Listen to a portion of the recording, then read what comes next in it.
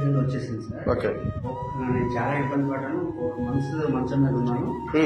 నేను మంచం మీద మంచం మీద ఉన్నాను. ఒక్కొక్క టైంలో నేను సూసైడ్ కూడా చేసుకోవాలన్న ఆ టాప్ వచ్చేసింది. అంటే పెయిన్ వచ్చేసింది. ఓకే. అంత పెయిన్ కి నేను 3rd floor నుంచి దూకి చచ్చిపోదామన్న ఇది అనిపించింది. ఆ తర్వాత యూట్యూబ్ లో రమేష్ గారి వీడియో చూసి కర్నూలుకి వచ్చి ట్రీట్మెంట్ తీసుకున్నాను. 3వ సారి వచ్చాను. నాకు బాగున్నది. ఇంకా మీరు బాగుంటే రావద్దని చెప్పారు సార్. అయినా సరే ఇప్పుడు మళ్ళీ 4 సిట్టింగ్ నేను 7 నెలల తర్వాత మళ్ళీ వచ్చాను. 7 నెలలు అయిపోయింది. 3 సార్లు అయిపోయింది. 7 నెలలు అయింది. 7 నెలల తర్వాత మళ్ళీ సార్ ఒకసారి కలిసి ఏదో ఆయన కృతజ్ఞతలు చెప్పాలని నేను చనిపోయే వాళ్ళు బ్రతికించిన మనస్తత్వం ఉన్నాము. అవును, అదే అంటే అంత నొప్పి అంటే ఇది వరకు చూపించలేదండి. బయట చూపించాను. ఆపరేషన్ చేయాలన్నారు. 3 లక్షలు అడిగారు.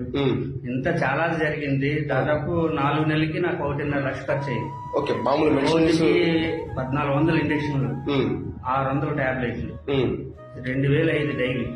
కానీ నాకు ఒక్క పక్కే 25 రోజులు ఒక్క పక్కే పడుకుని ఉన్నాను సార్. భోజనం కూడా తినేదానికి లేదు నాకు. అంత ఇబ్బంది పడ్డాను.